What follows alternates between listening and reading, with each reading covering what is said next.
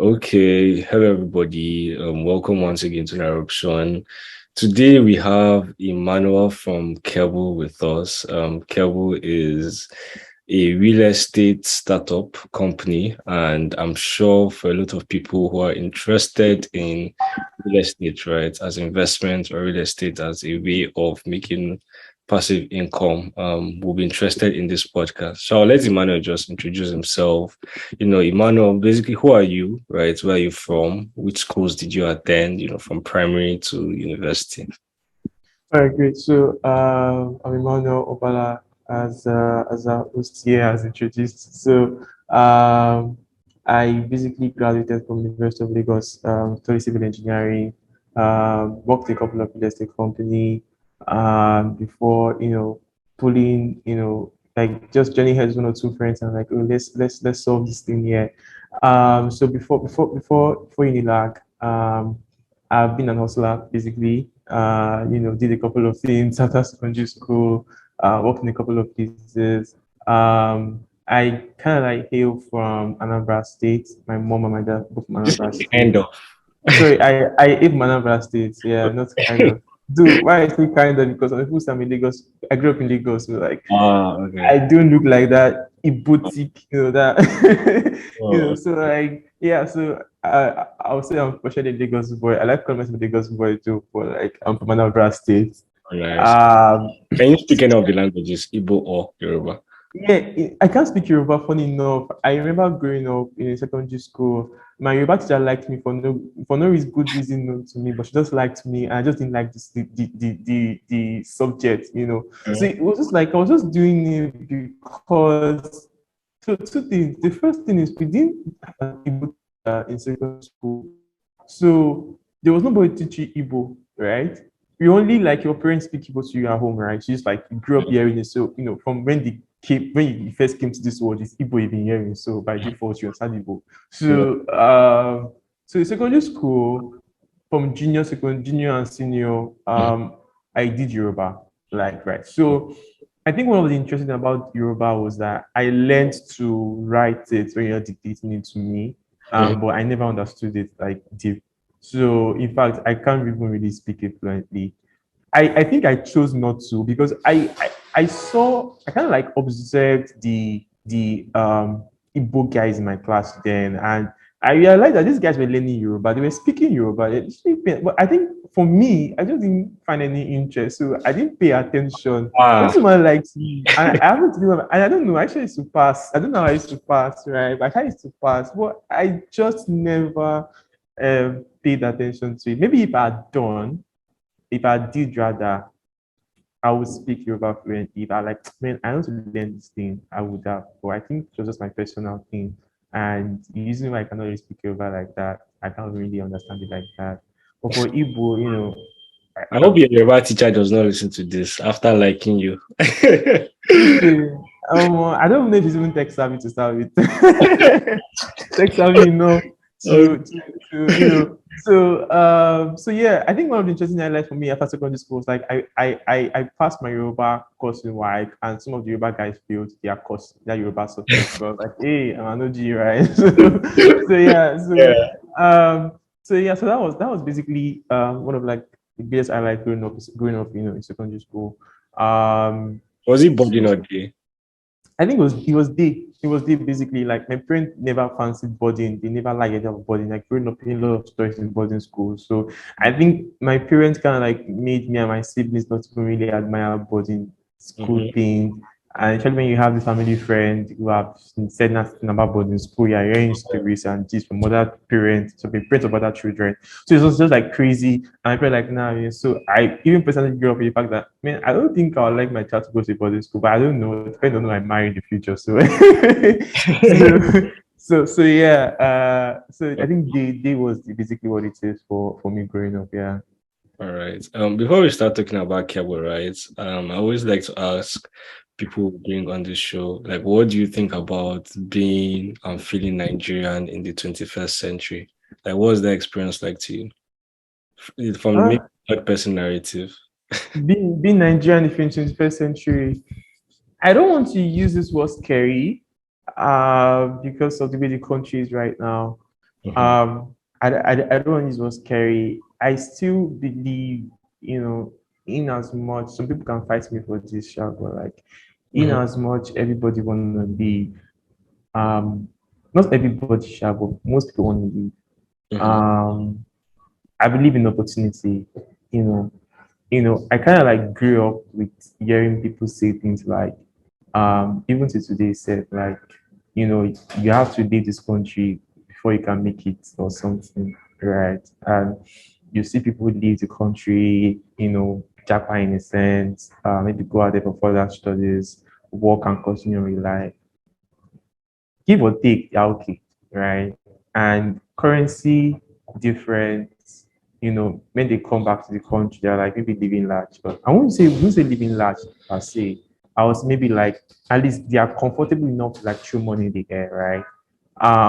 Because of that currency difference, right? Like you can come back with like let's say $2,000 or $10,000, and you are in back for like let's say a couple of months. Yeah, okay, you're fine. $10,000, like current exchange, like it's like 6 million naira black Mhm. market, and you're fine. You can just stay anywhere and just stay for the next couple of months, and you're not basically. But that money, the amount of time you can like spend that money, lifestyle and stuff in Nigeria, depending on how you manage it, right? Mhm. And number of times can be compared to when you're like over there, right? You can come here, you can chew money in the air, but you can't really do that over there. So over there, people are like more like very conservative, how they spend, kind of lifestyle and stuff.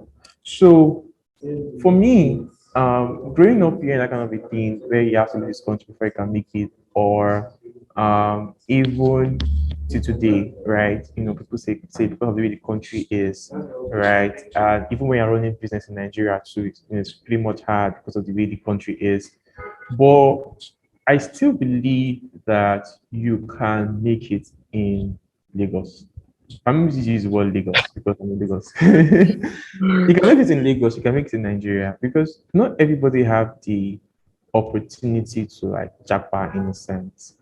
And even when you do, you'll struggle for a while while you're over there if you don't have sponsorship, right?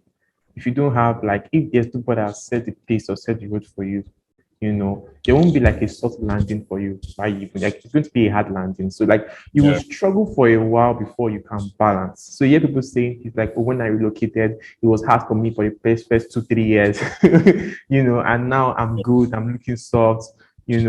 So I kind of like have this school of thought that man, you can make it in Nigeria and you can go over there and just be soft because there are people that meet the year they don't suffer when they go over there, right? Like some So of them just Japa have is this. what I hear you say. Yeah, anti-Japa. Yeah, like I'm not Japaing. I'm staying there and growing in Nigeria. Is that So I won't really say I'm anti-Japan in a sense, but um, I'm not um, I'm not bullish on it, right? ah, Of course, I will want to leave the country in a sense. So I have this school of thought that if I'm going to leave Nigeria to another country, I'm not leaving Nigeria to another country a poor person or a broker, mm, right? Yeah, I don't want to go down so far. No, I've suffered enough here. I don't want to go down so far. Yeah, seriously, like I want to make the money I can make. So yeah, even if I'm relocating over there, at least, worst case, I'm on like an average. I can afford a good apartment. I can get myself a nice car. I can afford 3 square meals. Like I can spend money comfortably without thinking like, oh, my money is finished, money is finishing. I have to manage my spending. Or this is I'll get no, no, no, no, not that kind of a thing, right? So I think I'm the guy that who just want to who will prefer to be comfortable, right, before thinking of leaving the country. So that mm. even when I want to leave the country, I'm not going there to suffer. I'm going there like I'm entering the boutique, I'm buying Emmanuel my is a baby boy, you alert. like no, no, seriously, like I'm going there, like I can stay in any fancy restaurant, I'll pay the bills, it's not hard. You can enter the boutique, get yourself nice wares, you can get the fancy cars, they list cars, right? Get the fancy car, list them, like you're just soft. I'm presenting a new life. Come on, we are soft. Right. So that's just my mentality, right? I don't believe in Japan to and suffer for like years. I want to suffer here first. And suffer it and making money. So yes, that's just about me. You just want to wake So up, yeah, earn your money. yeah, man. Make the money, man. Make the money, man. Like just make the money. Make the money, yeah. All right. Let's dig into Keble right now, right? So first of all, before we even start talking about the company itself, what is real estate investment to you? Like the idea of investing in property, right? What does it mean to you? Okay, so um investing in property basically to me is a golden opportunity, right?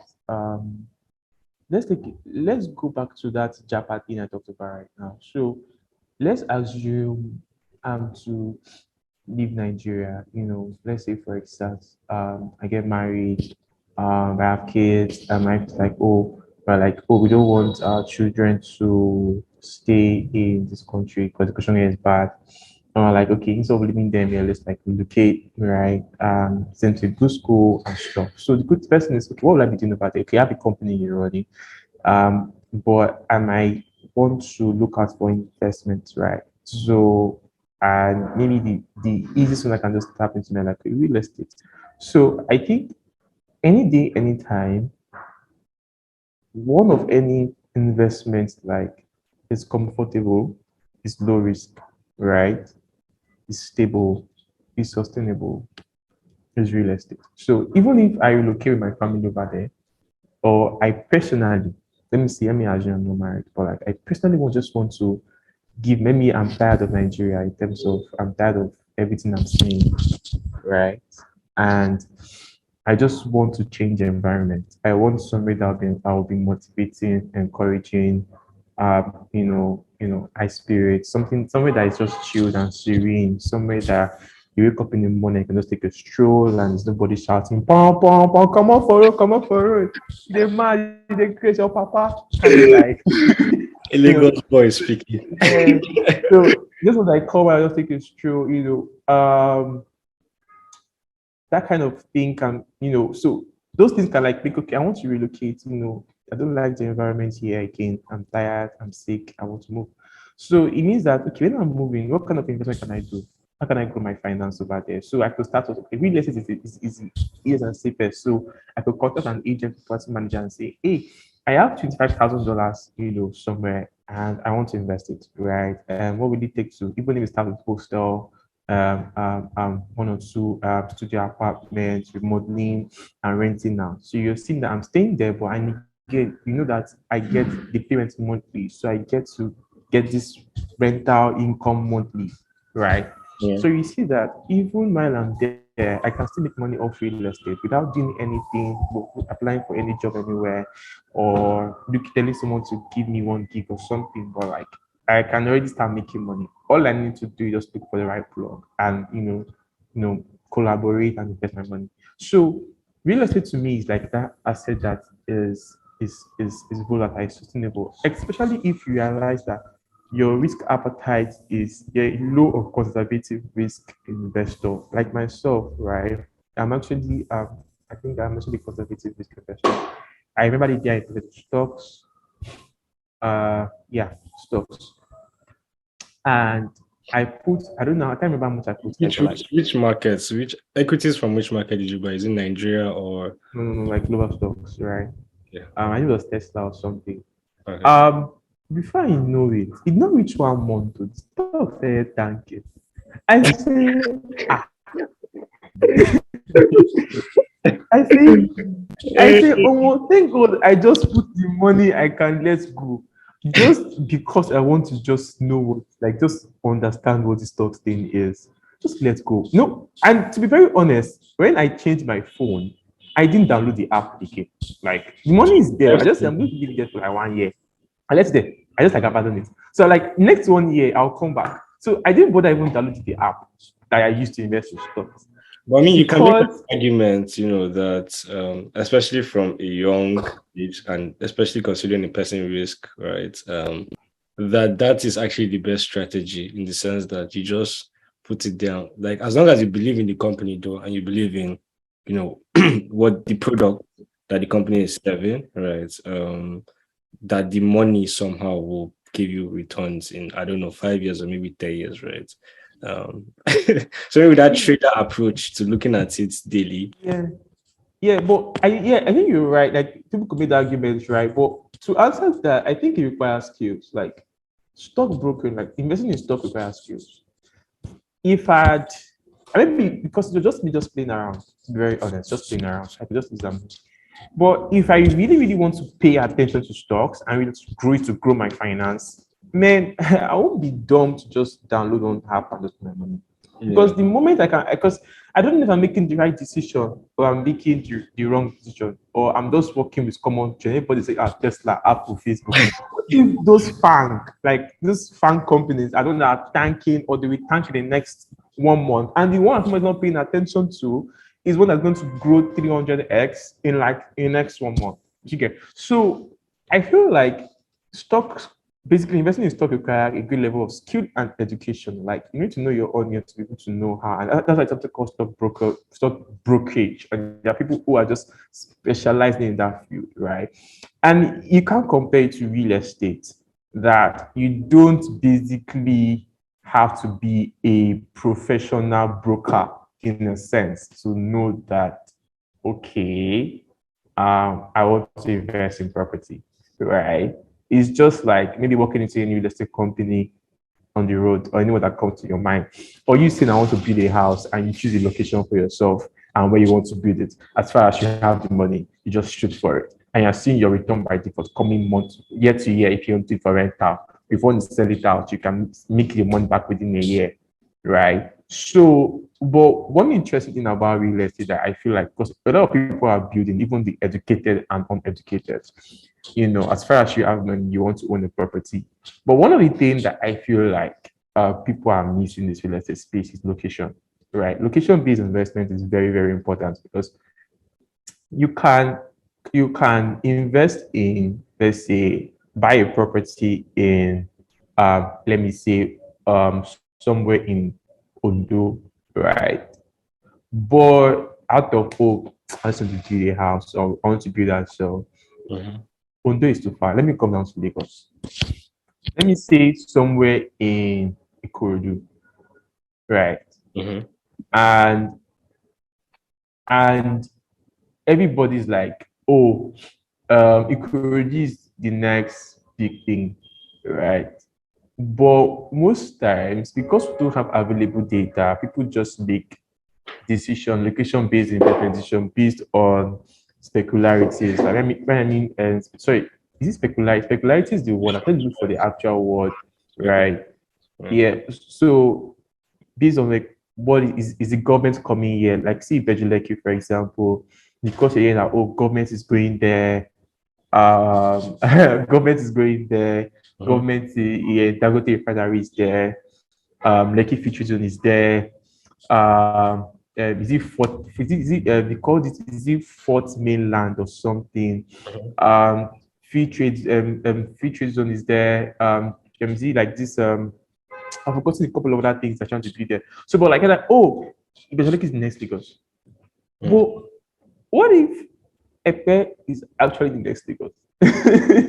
What if you buy property in Epe today and nobody's paying attention to in So the what do you next? think in this case, right, makes an Ekpe which does not have all the focus, right, different from an Bedruleki that clearly government regulation and government action is moving towards a direction? Like what criteria, in your opinion, will make Ipe, right, more favorable in the sense of owning property in Ipe as opposed to Bedruleki, where you clearly see government interest?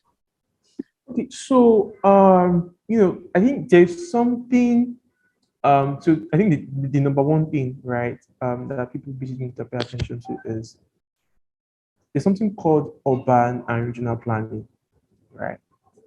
Um, Now when you are looking to acquire land, maybe through a property development company or something, or a house or something, and they're like, oh, this company would have gone through permissions of the states and everything, right? And they're like, okay, this property that you really want to um, acquire, right? Maybe the government is not going to come there, they won't touch it. Or the government has mapped out this particular area to do this, don't buy within this region, or don't sell within this region and stuff like that. You it's also very good because most times you don't know the developer that you're buying it from. Only if there's trust. And I think nowadays people buy from trust, right? Trust the developer and stuff that, oh, you basically are doing things right, right? Now, only if there's trust, I think it's also very important that you also go and verify that the location of this When property, you say trust between, the client and the real estate company, okay, right? So you want to buy land, maybe this company, they're reputable, people are speaking good about it, they don't have any issue. Fine. Right. But if your instinct is not sure, it's also very good to go to like land registry, like somewhere allows and the government to say, okay, this property is located in this place. I want to verify, right? Are these guys rightly the owner, right?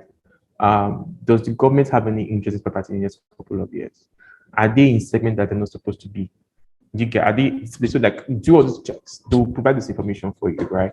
So like it's very important that as property owner, you also like investor, you kind of like know where location base is very, very important. And I think another thing again is data. We don't have enough data, right, to say that this is where it's going to be the next big thing. Like I feel like everybody's just working on Vars and Cruise, these developers, to be very honest. And if there is a data showing that this place or like a pair is going to be the next big place, yeah, trust me, people will come and buy property there today because in the next 5 years, or the next 5 years is too far.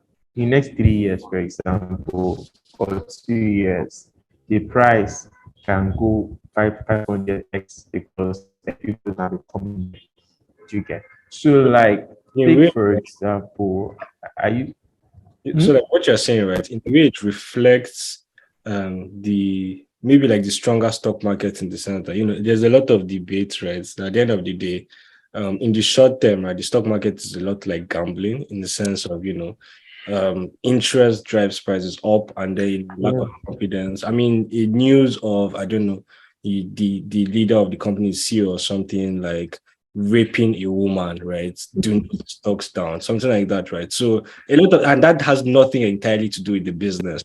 But then people are like use that, and then they're like, oh no, what can happen, right? And then they take that. So I want to use this, right, as also to ask a question in the sense that, it can be argued that the reason why democracy came about was because of feudalism, right? And feudalism in the sense of, land ownership, landlords, and all of that, which was overtly concentrated in a particular set of people. Therefore, a lot of people were like, without lands, they were like renting the lands from more rich individuals, right? Do you think that, the focus on real estate invest not only in Nigeria but in the world, right? I mean, in South Korea, I mean, we see it in BlackRock in New York. Anywhere there's a focus of the market, right? The real estate market, right? We tend to see that the prices for rent tends to become just over. It tends to become a luxury market, right? Over the time, in the sense of only people that actually are rich or at least middle class can afford that, right? So, do you think this will lead to a new kind of feudalism in the long term, where people won't be able to? So there'll be a particular place where particular people can live there, and then there are other areas, right, where some people cannot even afford to live there, right? And this will in turn lead to something like the French Revolution, whereby the people that can't afford right now start fighting for that kind of land, right, and ultimately a revolution. I mean, this might be a bit extreme, but like, what's your opinion on that?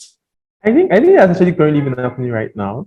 It's kind of happening right now because People can live in Mushin, they can live in Ajigunle, that's what they can afford. They can't afford to live in Lekki.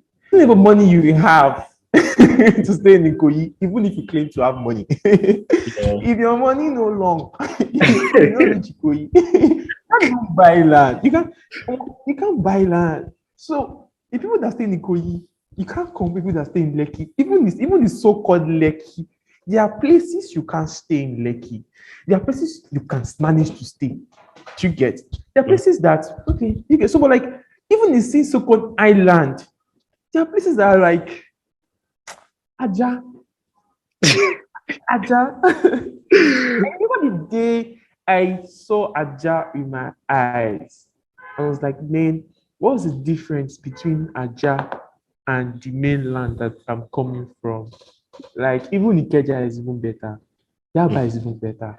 But they are still, but I can't like, maybe it's just the surface of Aja I'm seeing, right? So Mhm. maybe if I go into Aja more, I can be seeing some, nice houses. But at the end of the day, funny enough, I asked myself, this would have said like in this Aja market, Aja this, I like, you're selling corn, you're selling, snacks, you're selling drinks. And I asked myself, where are they living? This same mainland, this same island. Let me just believe their house is not far, it's just within this vicinity. You Mhm. get. So you see that it's what you just said is currently even happening even within a specific area. Lekki is a good example. Like you can stay in Aja does not mean you can stay in Chevron or you can stay in phase one, right? So all these locations, just only in Lekki alone, all these Ibeji Lekki is in Lekki now. So like So all do these you think this is locations, like the ultimate fate of humanity yeah, in the sense yeah, that you yeah. can't avoid this kind of cycles, right? Yeah, it is. It is because even if, for example, the so-called Ibejuleki that they say is the new Lagos today, even if it's to be like, if it's be like Lekki tomorrow, like the way, let me use the word, even if it's to be like the way, I'm trying to look for a particular area that will make sense. Let me just use a particular example, right? What you just said. There are still going to be some areas that some people can afford to live in because of the kind of properties that are built there. There's still going to be some areas that people can't afford to live in because of the properties that are built there. You get Mhm. not far, Yaba alone. There are some places you can stay, some places you can't stay because of the difference in rental value, right? Mhm. So what makes a property price go up? Now, current Nigeria, in our current country, not like the way it is in the US or looking at one documentary on India the other day. I think the way they have like tier one to tier seven, right? All Mhm. these tiers have their standard of living, right? Someone that's staying in tier one can't even stay in people that are staying in tier seven. People that are staying in tier seven, maybe are seeing tier one as demotion or something. So in that one is even like that they like the group step. But yeah, only even in Yava alone, you can be staying in a comfortable three-bedroom apartment and you just look through your window and you're seeing houses with brick and mortar, like some that just use fan, this fan and and you're Mhm. seeing people that are staying inside, flooded areas, and it's just crazy. They and you are still on the same street, or maybe like areas not too far from yourself, but they can't afford to live in your building because of the amount that you're paying for rent, or the amount they can stay in face me and face you, for example, because of that what they can afford. But you guys are staying on the same street. I don't know if you walk through Lagos or if you walk in a particular street, you always realize that Yeah. sometimes in a particular street, they're actually in streets that the kind of houses that are there are not really up to par, right? You see one very fine house. One man will just be hanging and say, my house will be the finest in this street. The gate will be looking like Oba Palace. Do you Mhm. get? And Sometimes you're just it as landscape self. That house, where you reach that house, turn left. exactly so like everybody knows. So it's so obvious. Yeah. But you that are living there, the amount you're paying for rent, Mhm. you can't compare it to the house adjacent to it and the amount you're paying for rent. So what makes a property price go up in our current today market or industry or country, irrespective of the area, irrespective of the street or the local government, is number one, the type of house you're building, number two, the facilities that we're going to put in that house, the amenities, right? Number three again is the kind of people you're building it for, right? And number four again is if the infrastructure, within that area is good, to get, it also bumps up price, right? Or if, for example, it has a good road network, it's close in the from here to it's close to maybe say one very fancy places or like stuff like that, or like commercial avenues are beginning to like come up and stuff. So you look at all those, for me, all those environmental factors are like secondary, to be very honest, in our current today world, because the tell you things that won't make property grow up is number one, if the government come and say they want to do the road is good, they are doing this there, they are doing that there, or these are more things are going to come up. Yes, those are like environmental factors that make the price of property appreciate over time. Very Right. correct. Yeah, but if we look at it today, we'll see that it's beyond that. Currently, inflation is a thing in the country, and it's really affecting the real estate space more time to time, because I'm being like a fintech How is project. that affecting? How is that affecting the real estate space? So just similar to what I just explained initially about the price of property going up because of the way and manner the developer wants to build it, right? For example, you can be staying in an area that's not luxurious, to be very honest. And one developer will come and say, I want to build a luxurious property. Why? Because that's what he wants. I know the people that he's bidding for. Yeah. You get. Now, a developer still wants to build a luxurious property.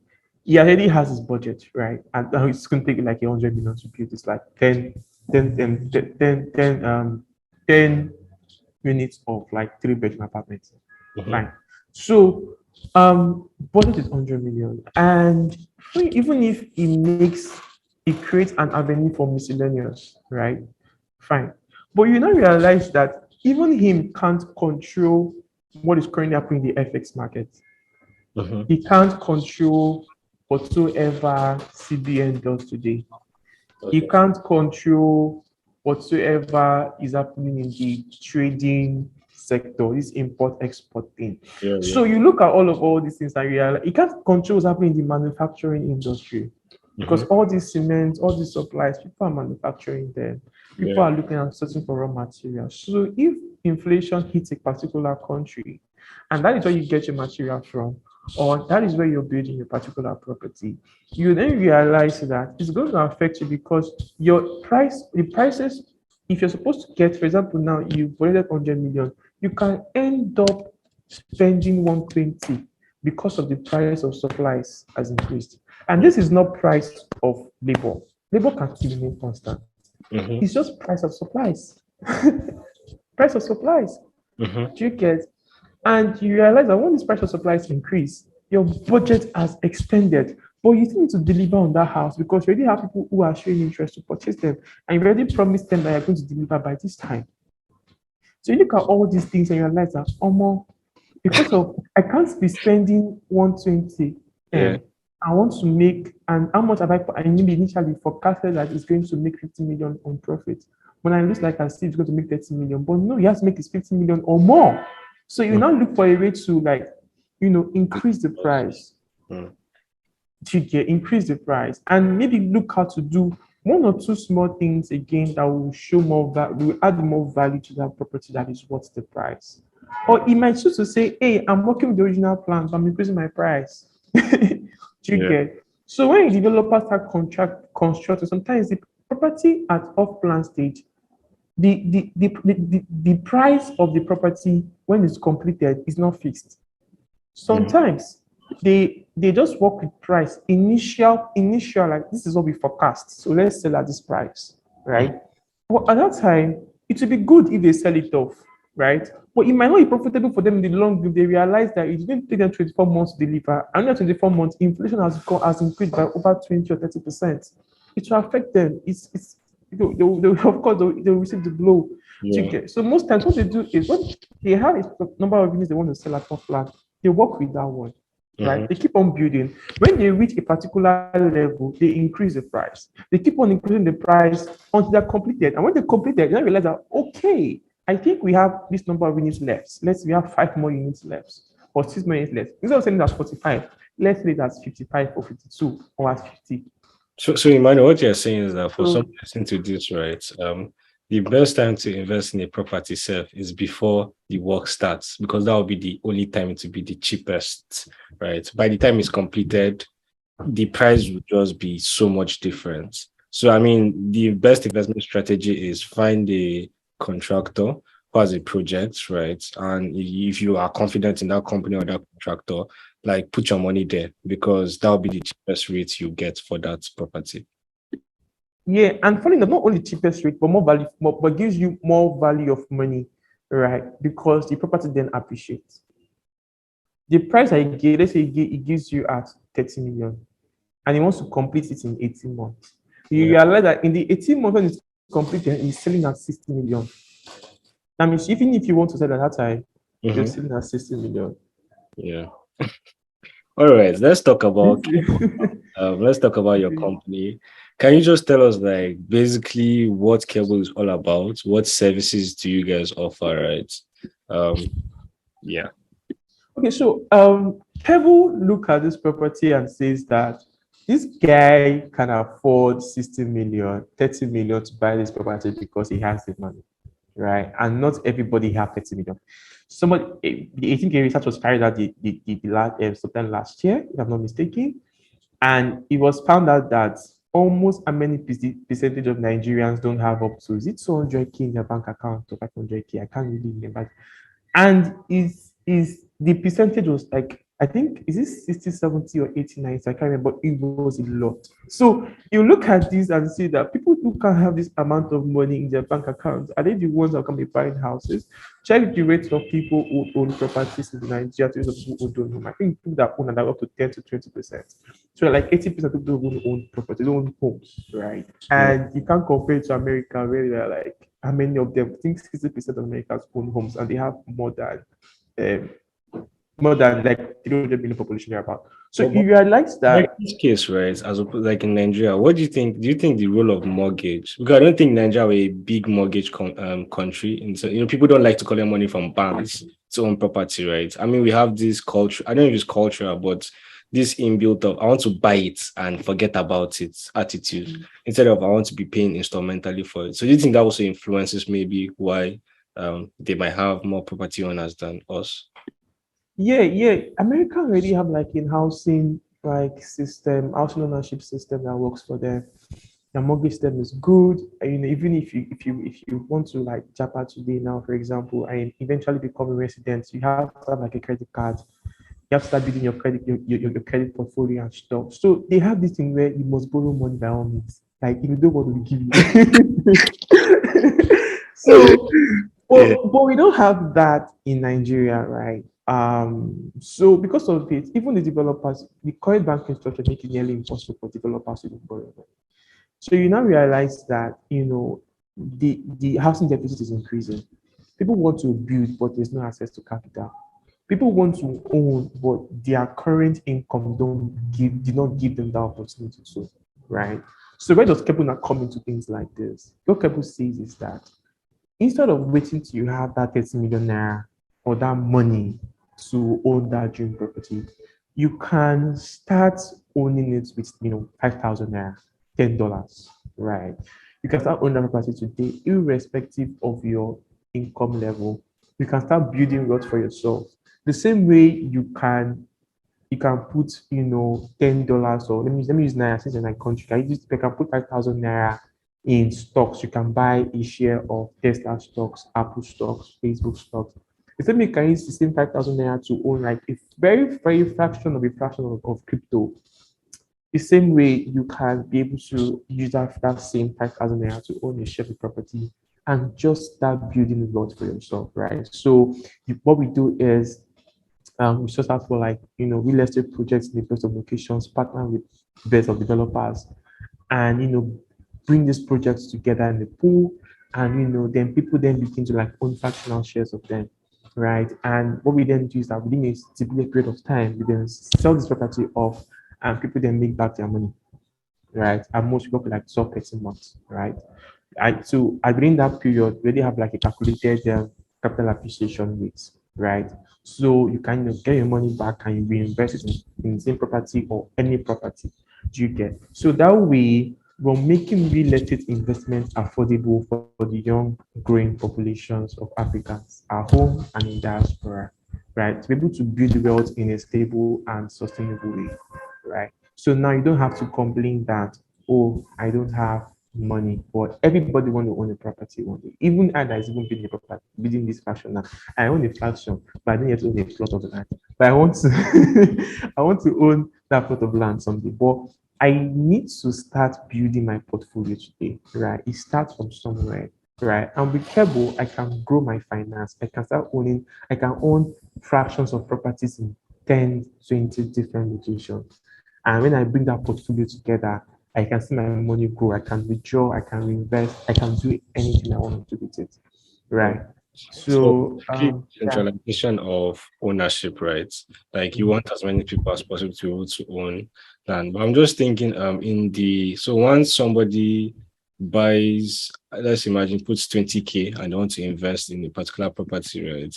In legal terms, does that person's name enter like in land registry, right? Will that person's name appear there? Or like is the company's name there? And then under the company, under Keble, right? These people are now represented under the company. And then what's the implication of that in the sense that who does the risk fall to? So let's imagine, I don't know, I'm in Lagos, very popular for flood. Something happens, right, and the whole land is damaged because of water, or there's something that, like, God forbid, but like, riot or something that destabilizes the whole region. So who bears the risk of all these kind of issues? And will investors' name be on the land registry as well? All right, great. That's just a very, very interesting question. So we have something called like governing body, right? Governing bodies are the ones that work behind the scene, basically the operations behind what you're seeing on the platform. So like Keble is a tech company, right? Basically, use platform, web app, you can own fractional shares, front end, you're seeing these things work for you, your money is moving, it's growing. But back end, we have like a governing body, which comprises of the company Keble, trustees, regulated, sec, body, entity rather. You also have legal, right? So all this body, and again, real estate developer, right? So you see that Keble, the sec-regulated entity, the trustee, the legal team, and real estate developer are the ones behind the scene, handling the whole operations of okay. The legal team says, oh, does this property make sense? Is it in a good location? Is this right developer to work with? What's the developer's portfolio like? Right? What are the clients of these other developers saying? How long have they been in the market? What's their industry reputation saying? To get to do all these background, all these checks, background checks. The Keble as a team, of course, work with the legal team to ensure that, because legal is legal, but Keble, with the bright minds we have, we're able to, look into the property, look at the financials, look at everything, and so okay, does this make sense even if we are to go into this deal, right?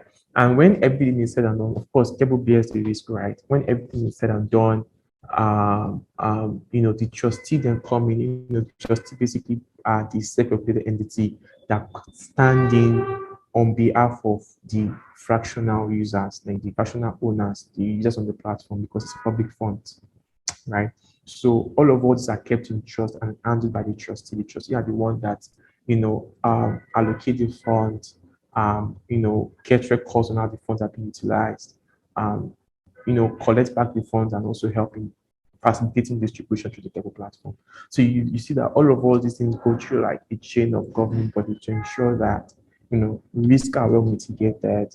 There is trust, there's credibility, there's also great level of insurance. So all these things just put us at the front of what we're building at Keble, right? It's a really, really daunting task, but it's something that, it's Keble team are basically dedicated to building for Africa, because this today alone, we kind of like saw a new startup in Europe, London based, that just launched, and they raised, a pretty large sum of amount just to launch. Right, we've seen like interesting ones come up. Like it's popular in the Europe and US market. This fractional real estate thing is really popular over there, but it's lacking in Africa. It's popular there. It's working well for them because they have a system that works for them there. But yeah, it's still at a very early stage. People are still trying to understand what fractional ownership is. Like people are trying to know, okay, well, because to them it's like this property that I don't have money by default. They're telling me I can afford it. They're saying, yeah, you can. Yeah, yeah. So it's still like insane. And they're like, Yeah. okay, let's give you a trial. So it's our responsibility to ensure that we build a sustainable and reliable platform that can help Africans globally, grow their finance, their real estate. So yeah. Yeah. So I guess you guys are registered with a real estate body, and I guess then you guys like have insurance policies in place, right? I don't know, Yeah. maybe like the real estate body are registered with so that people can, interested investors can just like a bit more research to read about them to ensure that they're safe. Um, if you like to speak on that, and then like, what kind of insurance secures you?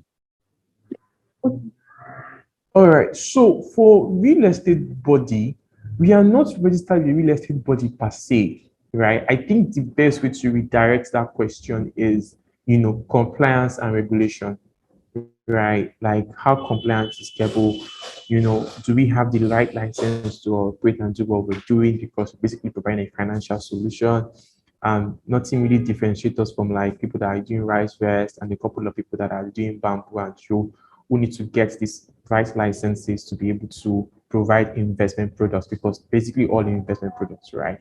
And that's the public market. So for us, basically, it's like, yeah, so currently we have a cooperative license, right? So what this helps us do is, it gives us the right to, manage, it gives us the right to, manage public funds in a sense, because it's like a group of people coming together using a cable platform to own a shared property, right? So, what you understand by cooperative is a cooperative group of people coming together to save and invest. That's basically the definition of cooperative, right? So it does not differentiate. It's no different from what we're doing. A group of people coming together to invest, right? To save and invest with capital. So yeah, so we already have that license, and we also currently like partner with like a segregated entity, and also looking forward to extend this partnership with more segregated entity, right? And yeah, so that alone now gives us the like credibility to operate in this market. And yeah, so that those two basic things are the things that we've done, and we can basically still putting some things in check to ensure that compliance, right, in case there are any amendments or anything, we are also like in check, so yeah, so that's basically it. All right. So as we begin to conclude, right? I mean, the Land Use Act, the infamous, famous Land Use Act of 1978, right, which gives governors basically the power over your land, right? 99 years after that, it's not your land anymore. I Yeah. mean, we might probably be the first generation of people that will live up to that, in the sense that, it was created in 1978, right? When 2077, thereabouts. I mean, all lands, I guess, in Nigeria will be back to government ownership, except you renew. What do you think? Like, just let's think of 2076. How do you think the real estate market will look? What kind of things do you think people would do, right, to protect themselves against whatever kind of policies or that state governors will enact? Okay, this is a very interesting question. Fast forward before 2021, 22, right? We've not really seen a lot of tech solutions coming into the real estate space. I used to say real estate is the oldest industry, even since the time of Abraham. God was distributing land. Yeah, come on. Yeah. So so it has been a lot of people are looking for it to I won't use the word disrupt, but like innovate, drive innovation in this space, right? And we've seen it happen well and trend and happen so well in the Europe and US market, except Africa, right? Like Europe, US, all these guys, a company like ours in the US is like over 10 years. They are one of the biggest in terms of fund managers, like giving It's US black. money. So it's not BlackRock, Fundrise, Okay. um, Fundrise Cadre. These guys have been like 10 years over, and this is like we That's to like their them tradition. like yes. So like but we are like in like year 1 year about ish. We are currently in their year 1 that year. So you'll see that in and good thing is I'm currently seeing a lot of innovation happen within the real estate space. Even developers are beginning to embrace innovation. So we need now in next, let's say 2076, like you said, 2026, yeah. So I kind of like That's see, 76, 76. yeah, Yeah. I kind of like see the real estate space, like technologically driven, right? So some of the things that people bother about traditionally or think or have to go the extra mile to do or to get, by that time in Africa, I don't think they will be thinking about those things anymore. It's just going to be which platform is the right platform that can give me what I need. Okay, I want to verify if the government is not adding planning property. You can check www.this, check, okay, it's good. Right. Oh, I want to invest. Which data? I want to buy property in this place. What data? What's the data saying next 5 years from now? Www.this. You've got so I feel like you know, 2076, there's going to be a lot of innovation driven solutions in the real estate industry, and developers should Oh, I like, want Wakanda. yeah, developers will really embrace it. Like developers will even themselves be doing their own innovative solutions. So yeah, I don't know if I'll be alive by then, but like, Uh, where I'll be then. yeah. Okay. So as we just finish off, right? If you have, I'll give you 1 minute, and if you were to pitch Keble, right? Let's do a 1 minute pitch of Keble, right? To investors listening, or to people that want to partner big, or people that just want to put their 5K, right? 1 minute pitch, Emmanuel. Go ahead. Sell Keble. All right, great. So, over 30% of Africa's 1.4 billion people are living in poverty without access to a sustainable and stable opportunity to build wealth. Right. My name is Emmanuel Oballa, and I'm the co-founder and CEO of Keble. Keble is a platform that makes real estate investment affordable for the young growing population of Africans in our home and in diaspora, earning minimum wage to be able to build wealth in a stable and sustainable way. With Keble, Africans globally can access real estate and invest with as little as $10. Thank you. This guy, you don't prepare since. You Yeah. know, anybody, like anybody, now people like that elevator Uh, as he crammed in the head. you crammed it. We have to do what we have to do. It's all found that thing to do, man. Because you don't know where you'll be tomorrow. Like, tell me about what you guys do. You don't So, go so to where yeah. go to. So maybe just read. Exactly. All right. Thank you so much, Emmanuel. Maybe like final Uh, words, what is your dream for Keble? What is your dream for Nigeria? As we just close up this episode. Okay, so I think my dream for Keble is basically be that infrastructure that will power real estate investing across Africa, for both real estate developers and individuals who are looking to invest in Keble and invest in real estate and greater finance generally. So whether you are a either you are a developer, or you are a first time investor or a repeat investor, basically, when you're thinking developing, when you're thinking investing, you're thinking Keble. So Keble basically will be, I do tell my team, I say, is anybody that will really, really build or drive innovation in fractional real estate and really do it so well, like really well, it has to be Keble, right? So yeah, Keble, I just see as a future. All right. And for Nigeria, Uncle, I'll be dream no day. For Nigeria, man, I just hope Nigeria gets better. I still currently believe that irrespective of how Nigeria is, we can still make it in this country and we can help the less privileged ones.